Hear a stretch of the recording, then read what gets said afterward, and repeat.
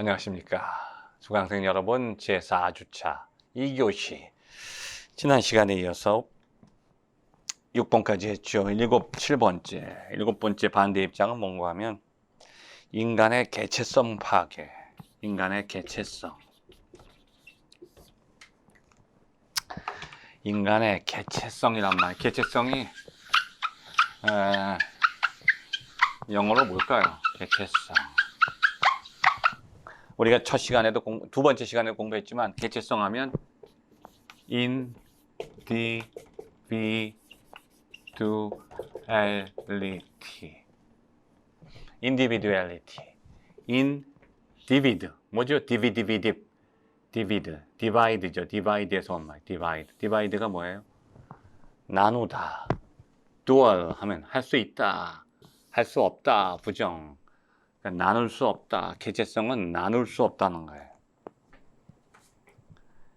인간의 개체성의 파괴다.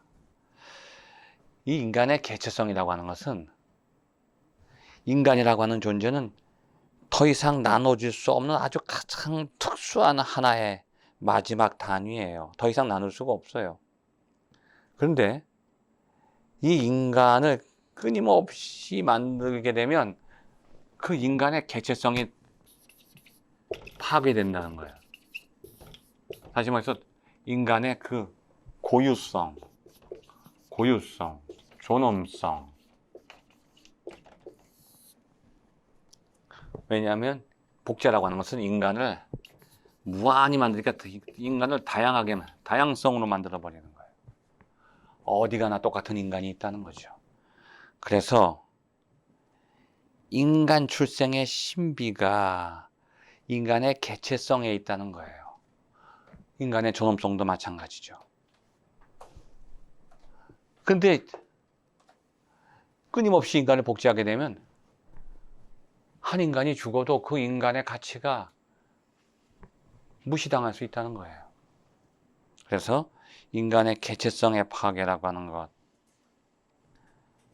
그것이 인간 복제에 대해서는 결정적인 문제점으로 거부돼야 된다는 거죠. 8번째는 뭐냐 하면 생물학적 불평등.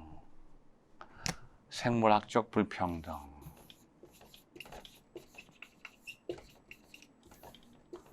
생물학적 불평등은 뭐냐 하면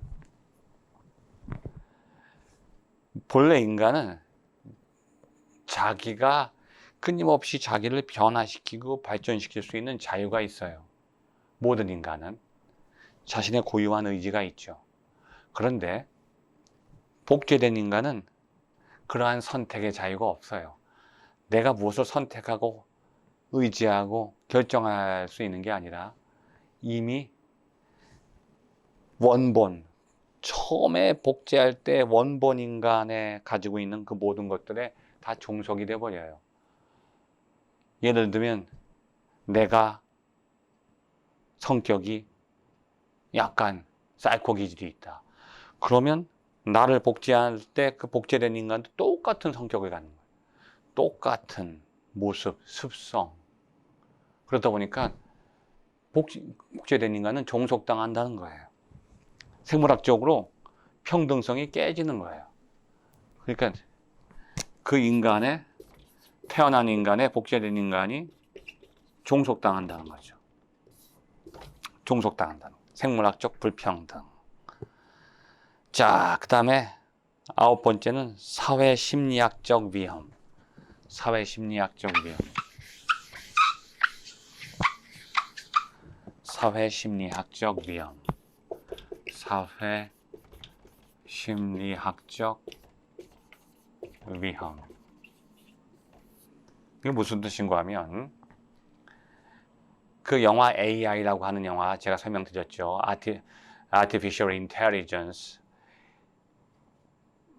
복제된 인간의 심리, 그리고 복제한 인간의 심리. 앞으로 이제 150년이 지나면, 150년도 지나면 태어난 인간의 숫자보다 복제된 인간의 숫자가 더 많다는 거예요. 앞으로는 사람이 태어나려면 어머니의 뱃속에서 거의 10개월 있다가 겨우 하나, 둘, 뭐 세 쌍둥이도 있지만 그렇게 태어나는데 복제라는 것은 단시간 안에 엄청난 인간을 만들어내니까 자연적으로 출생된 인간의 숫자보다 복제된 인간의 숫자가 더 많다는 거죠. 그리고 가뜩이나 결혼해서 아이를 갖기 싫어하는 시대에 이제 복제된 인간의 숫자가 너무 많아지는데, 복제된 인간의 심리에도 자기가 복제됐다고 하는 것이 굉장히 심리적으로 충격을 주고, 또 복제하지 않고 태어난 인간의 심리에도 과연 저 인간을 내가 어떻게 이해해야 되는가, 인간과 인간 사이가 그렇게 혼란해지는 거예요. 평등한 인간의 사회가 깨진다는 거죠. 복제한 인간과 복제된 인간. 자, 그 다음에 10번째는 법적 혼란이에요. 법적 혼란. 법적인 문제가 생기는 거예요. 예를 들면 제가 길을 가다가 누굴 한 대 때렸어요. 근데 맞은 사람이 출생한 인간이에요. 주민등록증을 갖고 있어요. 그런데 복제된 사람이 1000명이다.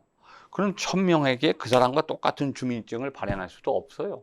왜냐하면 이 사람이 누굴 때렸다. 그럼 이 사람을 구속시켜야 되는데 이 사람이 도망갔어요. 그럼 복제된 인간 중에 아무나 A, B, C, D 해서 1000명 중에 한 사람을 잡아다가 네가 대신 감옥에 가. 그럼 이 사람이 처벌받는 것으로 끝나나요? 아니에요. 과연 태어난 인간과 복제된 인간 수천 명을 똑같이 법적인 권리를 줄 수 있느냐? 이런 문제가 생기는 거예요. 주민등록증뿐이 아니에요. 이 세상에서 큰 문제가 내고 사고가 났을 때 한 사람이 죽어야 될 때 저 사람을 대신 죽여라. 그럴 수 없다는 거죠. 그래서 혈연 개념도 깨지고 법적인 문제도 생기고 가족제도도 붕괴되고 그런 무질서가 야기될 수 있다고 하는 것입니다. 그래서 사회적 법률적 지위가 모호하기 때문에 결국은 인간 복제는 이러한 10가지 문제점이 다 해결될 때까지는 아직은 보류해야 된다 하는 인간 복제의 반대 입장이 찬성 입장보다는 더 많기 때문에 지금 인간 복제 연구가 더 이상 진척되지 않는다고 볼 수 있는 것입니다. 자, 이렇게 해서 이제 우리가 56페이지 클론 기술에 대해서 우리가 보충적으로 함께 공부를 해봤고, 그 다음에 이제 58페이지는 우리가 특별히 논의해야 될 내용은 아니에요. 왜냐하면 특수한 거예요. 우리 이 책을 쓴 사람이 일본 사람인데 일본의 상황에 대해서 쭉 인공수정과 뭐 그런 내용들에 대해서 사례들을, 데이터를 여기에 써놨습니다. 그래서 그것은 여러분이 쭉 넘어가기로 하고, 64페이지 문제 1 AID가 뭐라고 그랬죠? 우리 처음에 공부 시작할 때. 예, 그렇죠. 비배우자 간 인공수정이죠. 비배우자 간 인공수정은 일본에서 많이 시행되어 왔다는 거예요. 이 방법의 문제점을 검토하라. 자, 어떤 문제점이 있죠? 예, 이건 윤리적인 문제가 들어가요. 법적인 문제는 거의 없죠. 왜냐하면 불임 부부가 아이를 갖게 되는데 법적으로 제재할 수 없잖아요. 그러나 윤리적으로는 수정이라고 하는 것은 인격적인 관계, 부모와 자식과의 관계가 형성되고 부부 사이의 인격적인 관계를 전제로 해서 수정이지, 이 비배우자 간의 인공수정은 마치 인간의 수정을 동물의 짝짓기처럼 돈 주고 정자와 난자를 산다든지 수정한다. 이거는 윤리적인 문제가 그 안에 연결되어 있다고 하는 것입니다. 그래서 아마 여러분들 가운데 찬성하는 사람도 있겠지만 저는 반대예요. 왜냐하면 배우자가 아닌 타인의 난자와 정자를 가지고 온다고 하면 우리가 생각했던 옛날에 무슨 시바지, 여성이 개입되면 시바지가 되고 남성의 정자를 사오게 돈 주고 사게 되면 이건 또 시내리가 되죠. 그래서 그 안에는 윤리적인 문제가 개입되어 있다. 문제 2. 남녀의 출산 분배 기술이 개발되어 왔다. 이게 뭘까요? 출산 분배 기술. 성간별이에요. 성간별. 성간별. 과거에는요, 자연적인 출생은 보면 거의 1.15 대 1 해서 남아가 여자보다 조금 숫자가 많은 정도의 비율이. 근데 지금 아마 지금 20대 청년들, 그렇죠. 지금 20대, 30대. 지금 20대, 30대는요, 남자가 여자보다 2배 이상만, 이건 자연적인 게 아니잖아요. 성비가. 남성이 여성의 2배예요. 자연 세계에서는 있을 수가 없어요. 아무리 돌연변이 오차가 있어도 끊임없는 자연의 순환 속에서는 비율이 맞춰지게 돼 있는데, 그러니까 남녀 출산 분배 기술 뭐예요? 성간별. 그러니까 뱃속에서 벌써 한 달만 돼도, 2달만 돼도 이 아이가 남자인지 여자인지를 구별하는 거예요. 그거 돈 주고 그런 거 알아서 뭐 하겠어요? 여러분, 왜 성간별을 할까요? 그냥 궁금해서 해요? 궁금해서 쓸데없이 돈을 내고 그걸 확인하겠습니다. 기다리면 어차피 출산하면 알게 되는데, 왜 미리 돈을 주고 성간별을 할까요? 예, 그래요. 남아 선호 사상이에요. 지금도 그렇지만 지금은 많이 변했어요. 이제 여성 중심의 시대가 도래하고 있지만, 그래서 연상연하 신드롬 아시죠? 지금은, 과거에는 남자가 연상이고 여자가 연하였는데 지금은 여성들이 더 나이가 많은 커플들이 4커플 중에 1커플이에요. 그만큼 여성의 지위가 향상되고 있기 때문에 지금 이 성간별이 그렇게 이루어지지 않는데, 지금부터 한 20년 전만 해도요, 성간별이 거의 대부분 이루어졌어요. 그래서 의사에게 그것을 고지하지 못하게 법으로 막았는데, 그렇다고 의사가 그걸 뭐 궁금한데 얘기 안 하겠어요? 돈을 준다는데. 그래서 뭐라고 그래요? 남자입니다, 여자입니다 안 해요. 그 아이 참 건강하고 힘이 세네요. 남자란 얘기예요. 그 아이가 진짜 엄마 닮았네. 그럼 여자라는 거예요. 그런 식으로 해서 뭐 엄마에게 좀 예쁜 옷을 준비하세요. 그럼 딸이란 얘기죠. 그리고 좀 색깔을 좀 검은색, 그리고 아주 막 튼튼해 보이는 그런 색으로 하십시오. 그건 남자라는 얘기죠. 그래서 성간별 기술이 개발됐는데, 남녀 출산 분배는 허락되는 것일까? 허락된다고 하면 어떤 경우일까? 성간별이 허락되는 경우가 언제일까요? 아마 성간별은 허락되는 경우가 거의 없을 거예요. 아마. 왜냐하면 그 태아의 건강 문제, 이게 약간 돌연변이가 있다든지 지체장애가 있다든지 뇌성마비라든지 신체적인 어떤 문제가 있는지를 검사하기 위해서 산전진단이 이루어지는 건 괜찮은데, 남자인지 여자인지 구별하기 위해서 성간별이라고 하는 건 뭐냐면, 성간별 하는 이유의 90% 이상이 뭐냐면, 만약에 딸이면 아쉽네요가 아니에요. 딸이면 임신 중절하겠다는 거예요. 그래서 20여 년 전 이전만 해도 성간별하는 이유가 딸인지 아들인지를 궁금해서 하는 게 아니라, 딸인 경우에는 임신 중절을 하려고 이미 생각을 하고서 성간별을 하는 거예요. 그래서 엄청나게 임신 중절이 많이 이루어지는 거죠. 그래서 결국은 성간별과 남아선호 사상의 원인은 뭐냐? 그 뿌리는, 성간별과 임신 중절의 뿌리는 남아선호 사상이에요. 지금 우리 사회에서 성인들의 머릿속에 딸보다는 아들이 좋다고 하는 그런 사상이, 전통적으로 유교적인 전통이 아직까지 남아있다는 얘기예요.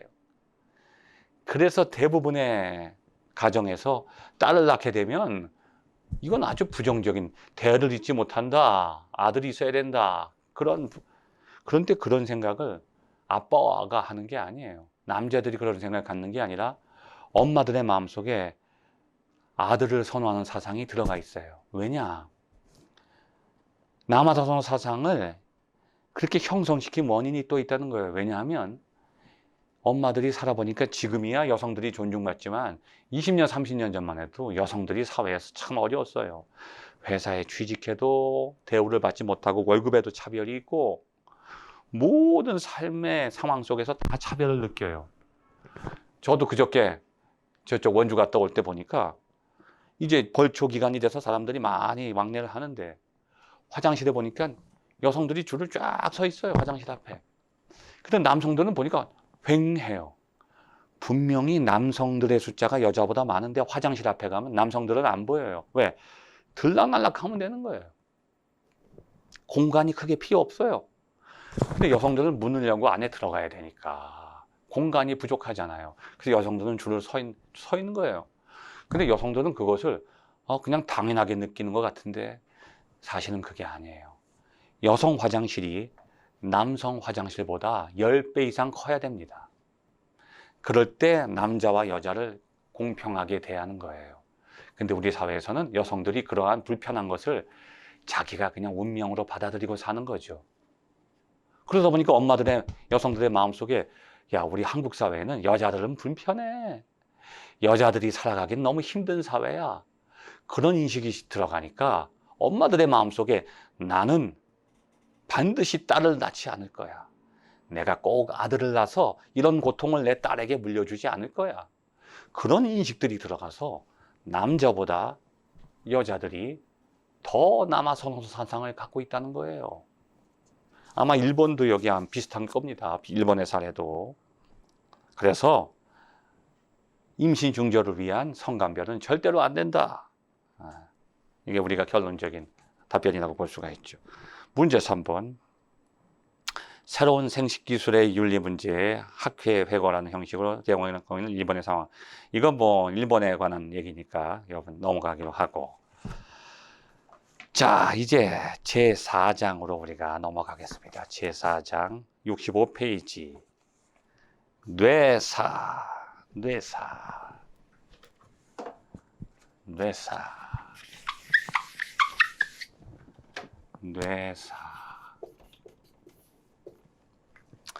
과거에는 죽음이라는 것이 그냥 사망했습니다. 사망으로 그냥 이렇게 해석을 하고 규정을 했는데 지금은 이게 죽었다는 게요, 이게. 의료기술이 너무 발전하니까 죽음에 대해서도 구분하기 시작했어요.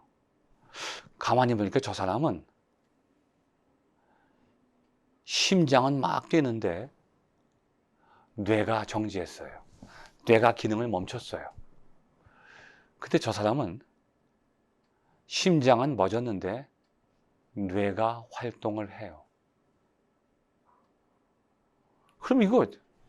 그럼 다시 심장을 뛰게 만드는 거예요. 그런데 심장은 뛰는데 뇌가 정지했어요. 그럼 어떻게 되느냐? 일단 뇌가 정지하면 뇌가 모든 신경 중추를 컨트롤하는데 심장에 연결된 신경이 결국 뇌에 지배를 받으니까 뇌가 일단 죽으면 얼마 안 가서 심장도 멈춘다는 거죠. 그런데 과학기술이 놀랍게 발전해서요, 뇌는 죽었는데요, 심장은 계속 뛰게 만들어요. 그럴 수도 있어요. 그러니까 이 죽고 산다는 것이 이게 참 모호하게 된 거예요. 죽었냐 안 죽었냐를 판단하는데 어려움이 생긴 거죠. 그래서 지금 의학계에서는 이 죽음의 문제를 다양한 관점에서 구분해서 규정을 하게 되는데, 여기 보면 뇌사라고 하는 게 brain death, 뇌 기능이 완전히 정지되어 회복 불능한 상태를 말한다는 거죠. 근데 뇌가 죽었다고 인간이 죽는 게 아니라 일반적으로 뇌가 죽으면 결국 심장도 멎게 된다, 그렇게 보는 거예요. 자, 이제 왜 이런 얘기가 나온가 하면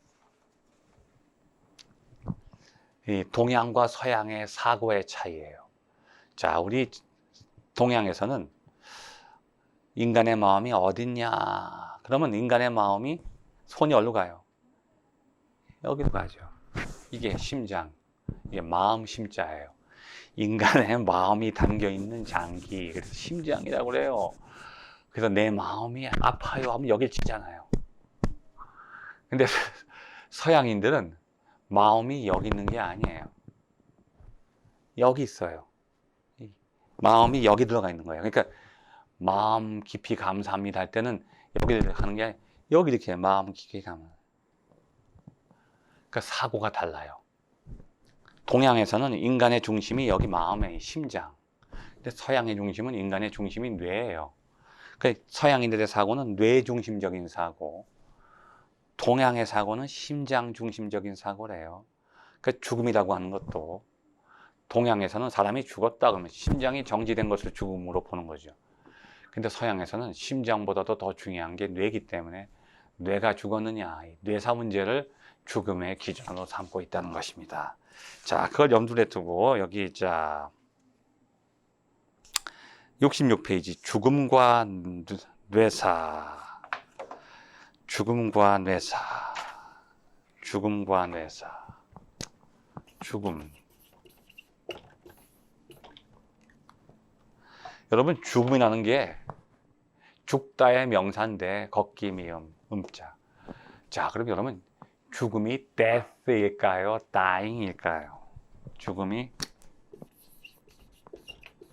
death일까요? dying일까요? death라고 하는 건 뭐냐면 죽음을 하나의 사건으로 보는 거예요.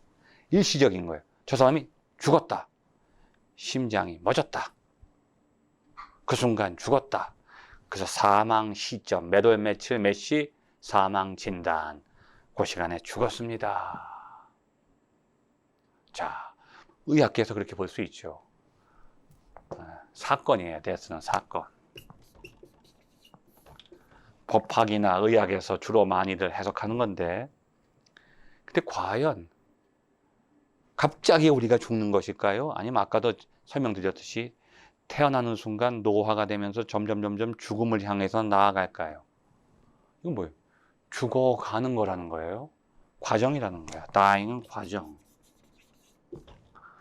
그러니까 죽음이라고 하는 것을 어떤 차원에서 보느냐에 따라서 사건적으로 설명할 수도 있고 과정적으로도 설명할 수 있는데 여기 책에 보면 죽음이란 하나의 과정이라 할 수 있다. 66페이지 중간에 나오잖아요. 이거 뭐냐면 죽음이라는 건데 모든 것이 일시적으로 탁 이루어지는 게 아니라 과정이 있다는 거죠. 뇌가 먼저 기능을 정지하면 그것이 영향을 줘서 심장의 기능을 정지시키고 결국은 온 몸의 기능을 정지시킨다. 그냥 그건 동시적인 게 아니라 시간적인 차이가 있다. 그래서 여기서 죽음이란 하나의 과정이다. 이렇게 또 해석할 수 있는 거예요. 쭉 내려와서 밑에서 셋째 줄 보면 넷째 줄이죠. 옛날에는 숨을 쉬고 있을 것. 숨을 쉬어야 돼요. 호흡. 심박이 있을 것. 이게 죽음에 대한 기준이 됐어요. 심장박동이 있어야지 살아있는 거고 숨을 쉬어야 되는데 근데 호흡이 끝나고 심박이 정지됐다. 그럴 때 이걸 죽음이라고 했는데 그래도 아직 죽음이 아닐 수가 있다는 거죠.